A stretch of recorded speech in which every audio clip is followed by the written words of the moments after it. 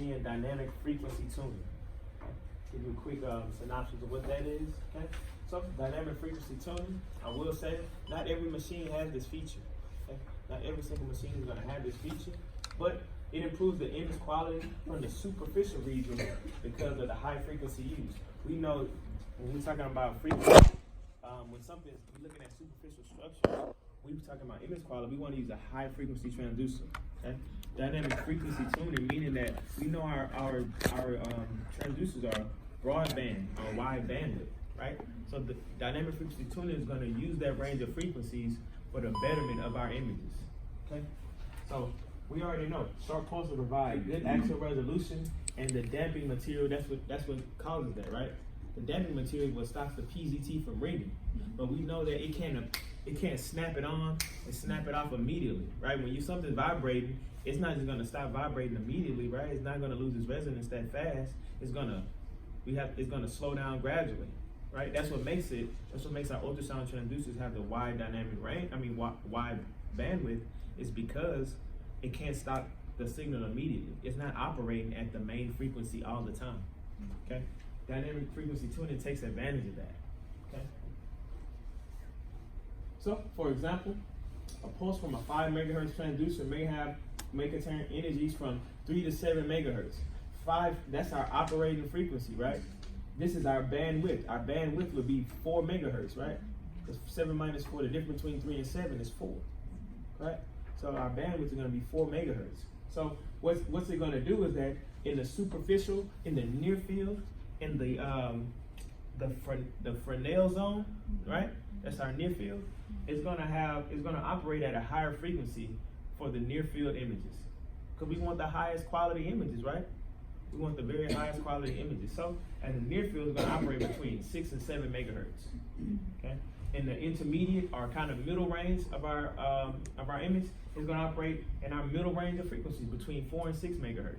Okay, and as we know, in order to visualize deeper structures, we need low frequency, right? So in the deeper reflectors, it's going to operate between 3 to 4 megahertz. Okay, this helps optimize our images because in the near field, we want the best quality, right? So of course, we want to operate at the highest frequency according to the depth we're looking at. Okay, so that's what dynamic frequency does.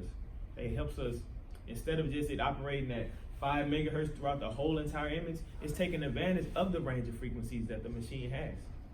So at the most superficial depth, it's going to operate with the higher frequency range, and definitely decrease as it travels deeper into the body.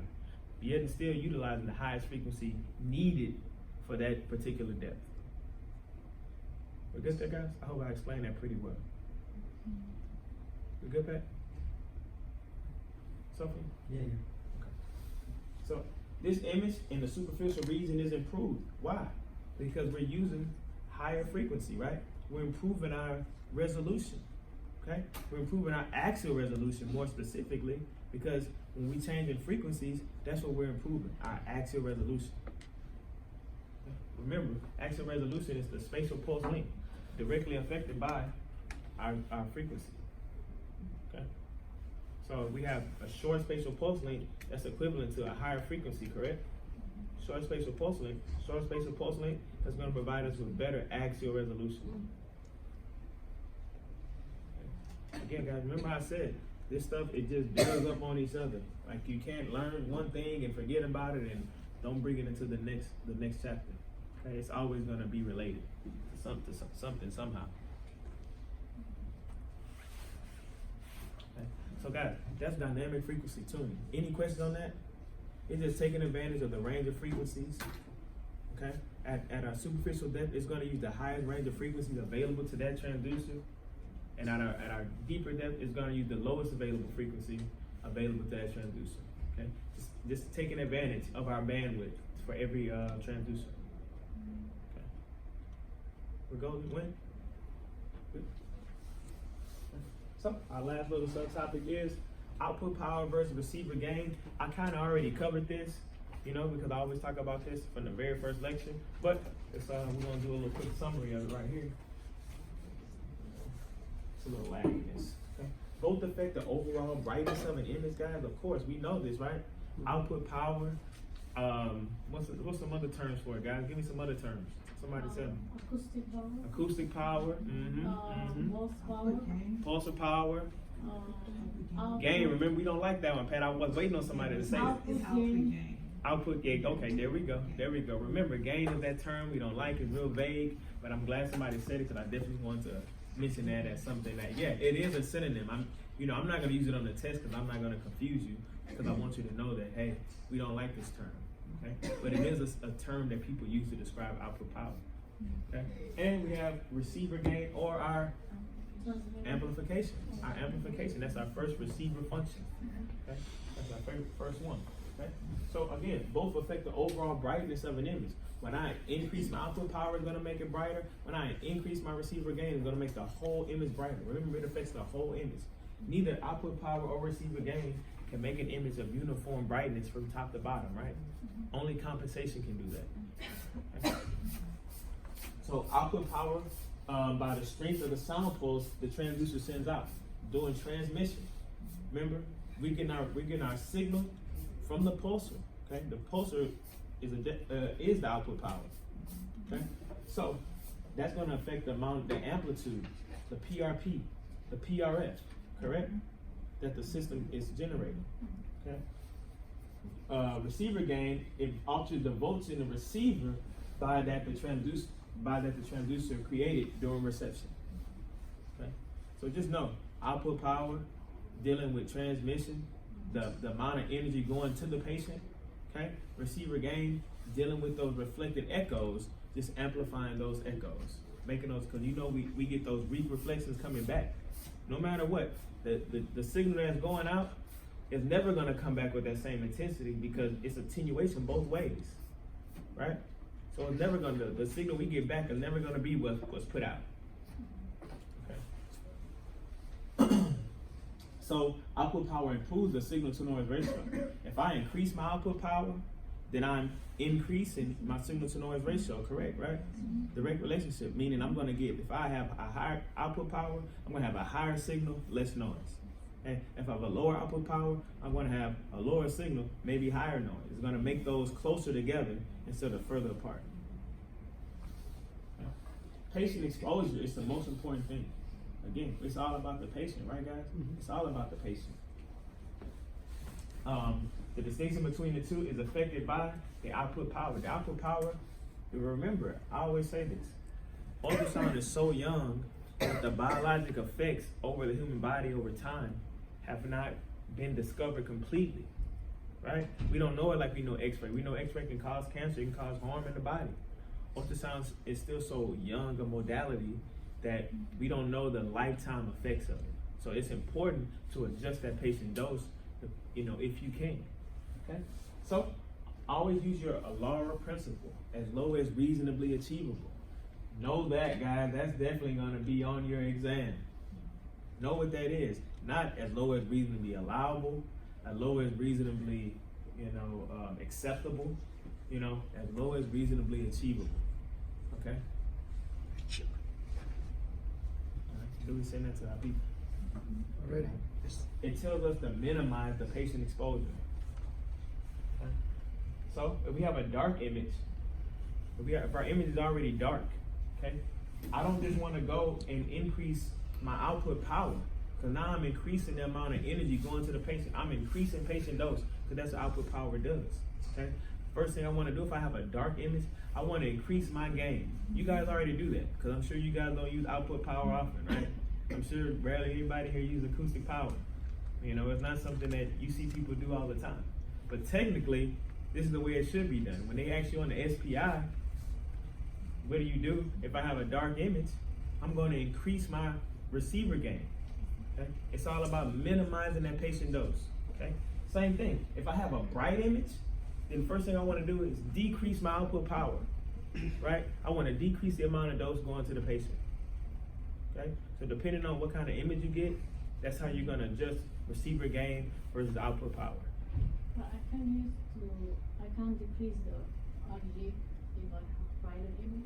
You do that already, but I'm telling you the right way to do it. Oh. I'm telling you the right way to do it. The right way should be, if you have a bright image, should be to decrease the output power.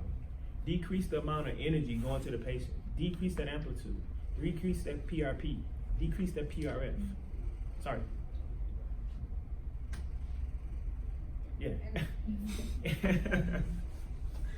That was the opposite, I'm sorry. Alright. It's not harm to increase the frequency? Yeah, I mean, no, you're increasing the voltage going into the patient. Remember, that's what output power is. It's Yeah. controlling the amount of volts coming from the system to the transducer. Okay? Like I said, if you need the voltage, use it. You know, if we have a dark image, you know what I mean? Then you don't go. First thing you want to do is the receiver gain. If you have a bright image, you want to decrease the output power. Output power is probably already set to the highest on your machine anyway. Okay? I'm saying that for textbook purposes, of course, use this principle. For textbook purposes, use this principle. I know it's gonna be tough to adjust to do it in clinic because you guys only have a limited time. The more buttons you have to push, you know, the more time it's taking up to find that button, to see how it's working for you. I understand that, you know, but play with that button, you know, and get to use it, especially when you start working. I understand in the clinic, you know, for you guys, it's not always, you know, it's gonna be tough to do that, right? I understand that, but I'm telling you the correct way to do it. If they ask you this on the SPI, bang, know how to adjust that. All about pace and dosage. Yes, ma'am. So some machines has auto. When we put it at auto, how it works? The AGC, that's not changing the No, out. sorry. I mean, it just says auto. I don't know what it changed. You gotta What? show me. You gotta show me where that is. I don't know of a button that just says auto. Not in this machine. In the machines, I think in LBJ, not LBJ, Bengal. They use these. MFM? MFM. I gotta see the machine, Mr. Seal. I can't speak on that because I don't use that machine all the time. I would definitely have to see it. Or you can just ask the technologist, you know, but as far as like me knowing that machine like that, I can't say without me actually manipulating that button first. I don't want to tell you something incorrect. I'm thinking auto meaning the AGC. I don't think has anything to do with, that has more to do with, doesn't have anything to do with output power. I wouldn't say that it's changing output power that often. I think that has to do with the gain itself, the compensation. Okay.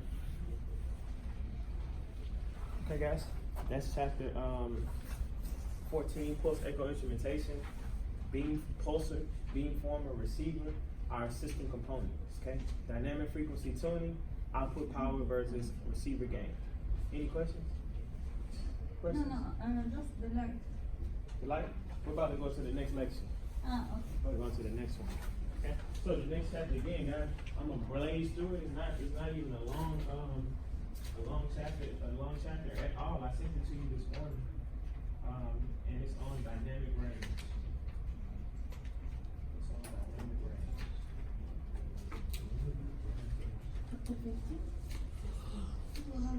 Chapter 16. We're skipping the chapter because chapter 15 is we're gonna keep extending about the ultrasound system components. Chapter 15. That's the display and the storage. Okay? That's the display and the storage. That's just the next process after the receiver. Okay? But dynamic range has to do with what, Uber? What receiver function? Which one? What receiver function does dynamic range have to do with? Receiver? No. Somebody help out. Compression. Compression. That's why I skipped that chapter, and I wanted to cover it right here again, guys. When you read it, it's only 3 pages. Yeah. It's only 3 pages. Really, really, really short. 2 pages. Or 2 pages. However long it is, very short. Very, you know, it's a simple chapter, guys. It's, again, you already know what dynamic range is. It's just elaborating on it a little bit more. Okay. I could have added it in the compression piece itself, but I wanted to strictly focus on the 5 operations of the receiver itself. Okay. So, guys, dynamic range. Is it gonna be in the exam? Heck yes. Heck yes. Heck yeah. definitely is. It definitely is. You got 3 pages in you, right? I sent this to you this morning. Okay. It's gonna be refreshing. You already know a lot of this stuff. We already know about decibels, right? We know how they work. Okay? I covered a lot of this chapter already within the lecture for when we were talking about compression.